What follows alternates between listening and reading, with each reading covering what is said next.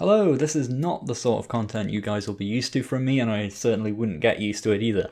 But as some of you will know, BenQ recently reached out to me about their new line of PD monitors aimed at professionals and designers, much like myself. And madly enough, they offered me one of their monitors in exchange for a video review showing how I used it and showing off some of the cool features of the monitor. And I kind of wanted a new monitor, so I said yes. So this right here is the PD2700U, and here are some numbers about it. Those are some good numbers.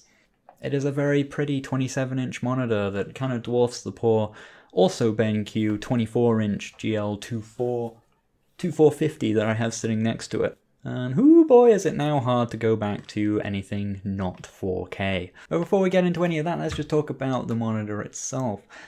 Setting up this thing was super easy. It's got a big, sturdy, heavy-duty stand that just kind of slots together really simply, and adjusting it is really, once it's set up like that, a very simple matter of just sort of pulling and moving it the way you want it to be set up. You've got a lot of height to work with on that stand. You can pull it up very high and you can rotate it around however you need it to. You'll notice my other monitor is actually stacked on an old D&D manual in order to get it to the ideal height for my eyes. There's no need to do that with this PD monitor. Even the world's tallest programmer will be able to set this up for themselves pretty ergonomically. You can also rotate this monitor around into crazy portrait view, which I know is something a lot of programmers get very excited about, being able to see lots of code and a big vertical stack. But honestly, at 27 inches and at 4K, I've got so much screen real estate that I never really even need to do that. I don't want to give up the horizontal space, and I've already got so many pixels on the screen that I'm happy enough just to... I prefer to have two big columns rather than one really large column. But the option is there. You can rotate it around. Cool portrait mode. It's also got a ton of connectivity. You've got 4 USB ports, HDMI in, DisplayPort in, mini DisplayPort in, Thunderbolt 2 support for all you Mac people, DisplayPort out, so if you've got another DisplayPort monitor, you can actually daisy chain the two together. I think you can do up to 4 of them together, so for doing multiple monitors without having to plug 1,000,001 things into your graphics card, you can just have one nice DisplayPort chain, handy for getting your laptop in there as well with the mini DisplayPort. But what is really interesting connectivity-wise is it's actually got 2 USB upstreams. So I already mentioned the 4 USB ports. I've got like my keyboard and mouse already plugged into this monitor, which is in itself quite cool. And then the upstream is used to send that signal from the monitor back to my computer, but there's 2 of them. So what you can do is you can actually connect the monitor to another machine, and with a press of a button, swap which stream the USB outputs go to. So that means you can actually use one keyboard, one mouse, and one monitor to drive 2 machines without like any switching around of cables or anything like that. Which if you've got like a server machine or another machine you're running at home or a laptop or something like that, and you relied on having an old spare keyboard and mouse and stuff like that, you don't need to do that anymore with one of these. You can plug it all in. That's really quite cool. It's probably one of my favorite features of it, connectivity-wise. It's pretty awesome. You know, just to talk about 4K and Game Maker for a second as well, because I mean, I know 4K isn't a unique feature of the monitor, but it's something I've never used before. What was interesting about it to me is using Game Maker at 4K, Game Maker Studio 2 specifically. It's pretty awesome. You have just so much space at 4K, and like I'm using this at 150% scale, which for me is kind of that right balance at 27 inches 4K of being able to have lots of space but still be able to tell what I'm doing.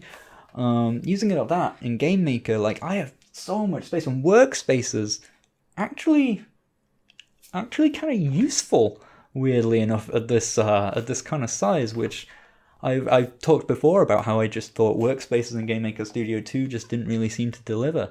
But when you actually get to a really big resolution, it actually starts to make a bit more sense. And actually a lot of stuff with Game Maker, like from the code editor to the room editor, like you just got so much more space to work with, and I really underestimated just how much of a difference that makes. Much more than I expected it to. So big thumbs up for Game Maker users on the benefits of 4K specifically. So to get back to this specific monitor, out of the box, the colors and the display are very impressive. I'm used to having to mess around with monitors for a bit, like this thing I had to, playing around with brightness, colors, contrast, all that kind of thing, just to get things to look right. This thing comes professionally calibrated, and it was spot on out of the box. Like, I didn't want to change anything. Like, it all just looks super pretty. It's also just really bright compared to a lot of my older monitors. It has a brightness of 350 nits. I don't know what that means, but it sounds like a good number. More importantly, I can tell that it's a very bright number because I have eyes. It does have a lot of other cool features more driven towards graphic design specialists, and arguably some of these features are kind of wasted on me. It's got a CAD cam mode and darkroom and animation mode. These are all designed to highlight details of interest to those particular professions and software, so details in dark shadows for animation, highlighting vertexes, lines and edges for 3D and CAD work, etc. What is very cool with this stuff, though, is you've got dual view mode, where you can line up these viewing modes side by side. It's like you're using one side for clarity of workflow, and the other side for previewing at sRGB or for web or whatever else you want to do. Now, the kind of work that I do, I'm mostly making graphics and video for the web, or I'm doing code work. So for me, sRGB, pretty much all I really do and all I really use. But all that stuff is there for those people who need it. All in all, this is a pretty cool piece of kit. It's not a flashy monitor, it's not a gaming monitor.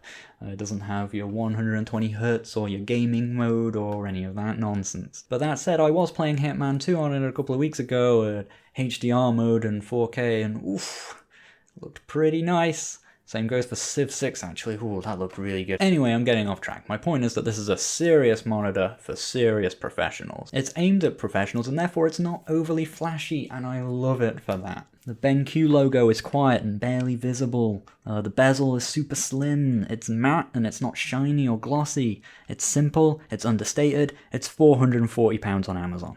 Yeah, I've seen some people calling this a really good budget 4K monitor, and I'm like, what is your budget? I mean, I don't know. I don't know the market for new monitors and that kind of thing. Maybe this is a really good price for a 4K monitor. I don't know. I can't tell you in relation to other monitors and things what's a good price. Honestly though, having used it, even though mine was free, I'm seeing the value in every pound I would have spent. Like, if I didn't have one now that I know what it's like to use it, I'd probably go out and get one, not gonna lie. In fact, I'm agonizingly close to going out and buying a second one just to replace my 24-inch monitor. So to conclude this kind of strange piece of content, thanks BenQ for the nice monitor. It's very good.